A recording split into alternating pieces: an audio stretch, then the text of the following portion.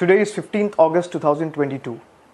Today marks India's 76th Independence Day and 75 years of India's independence. As we stand on the cusp of the 76th Independence Day, it is our foremost duty to acknowledge and bow our heads in reverence to the struggle of our forefathers to win us this freedom. They had envisioned a free country where citizens can dedicate their lives for the upliftment and betterment of the nation and not to some foreign masters. Is this really the freedom that our brave forefathers laid their lives for? Ask yourself, is this Netaji's India?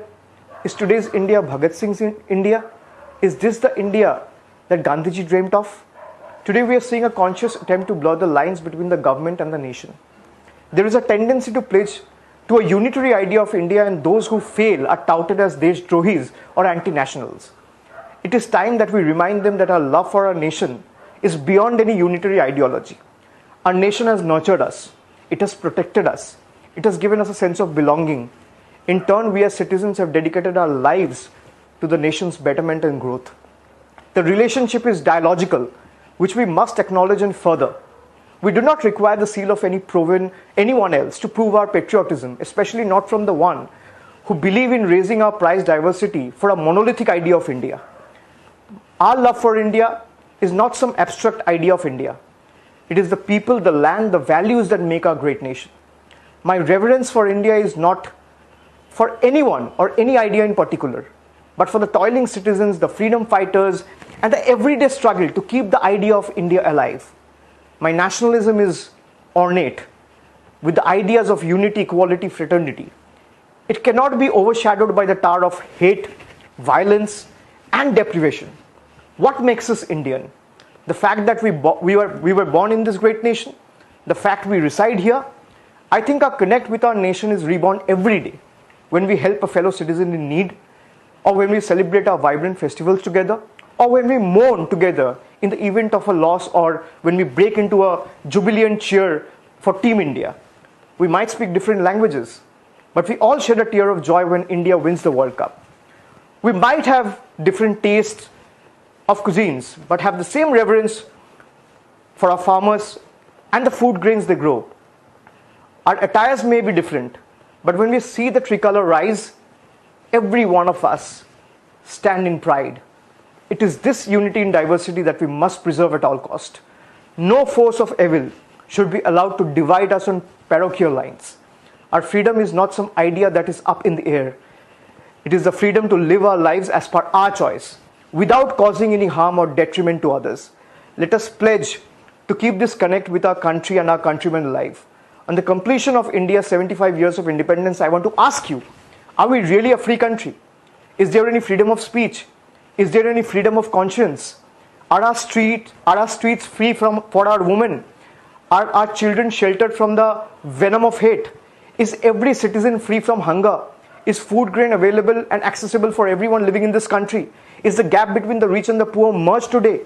Are everyday essentials within the common man's reach? If the answer is no, then we are yet to build an India of our dreams, true to the vision of our forefathers that was dreamt at the time or at the stroke of the midnight hour.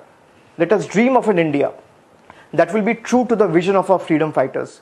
Let us dream of an India that upholds the right of every last citizen living in this country, where children live without fear, where women are empowered every day, and everyone continues to live in peace and harmony.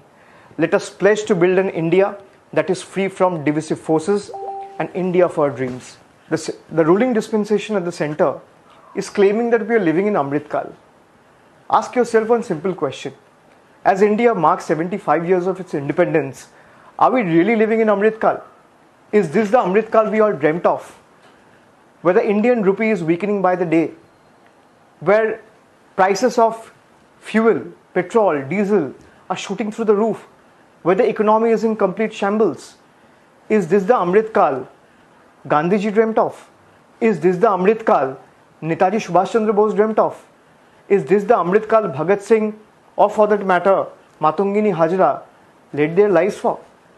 Is this the Amrit Kal you imagined 10 years before? We don't want this Amrit Kal.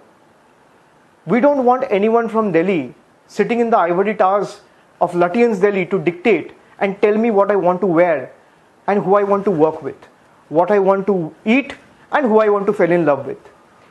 I want to take my own decisions. I want an India where people will have the right to take decisions of their life. I want an India where what I want to eat, what I want to wear, who I want to work with, who I want to talk with, will be decisions taken by me. I don't want anyone to dictate me, sitting from anywhere in the country, to tell me how I want to live my life. I will appeal to each and every one, especially to the ones who are listening to this today, especially the youth, that we don't want to be a land of philosophers anymore. Enough. We've already wasted 8 years. Do you really want to waste another 5 years, 7 years, 8 years of your life? We really don't want to be a land of philosophers anymore. We have to be a nation of doers. And if you want to do, you have to dominate. You have to hit the streets, you have to pick it up from the road, and the rest becomes history. And if we remain united, we will be able to build an India we all have dreamt of. Our forefathers of the country has dreamt of, where we are able to protect the social fabric of the country, where we are able to protect the constitution, where everyone has the right to talk, everyone has the right to express. And as we celebrate 75 years of India's independence, we have to take that place today.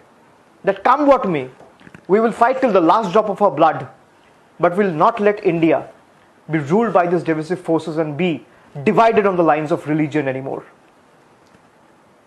If I am the I in India, you are also the I in India. Start doing your bit. Ask yourself one simple question. A lot of people point fingers on others. This should be done, this is right, this is wrong, this could have done in a different way. Are you even doing 1% of what you think should be done? If the answer is no, start doing your bit from today without wasting any further time.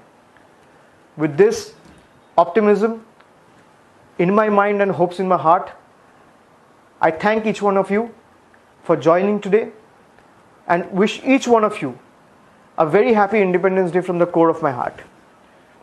May the coming years we are able to build an India of our dreams, stay united, and make sure that the people who want to spread this venom of hatred, venom of division, venom of fear are ousted from the country. Thank you very much. A very happy independence to all of you. Jai Hind, Jai Bharat,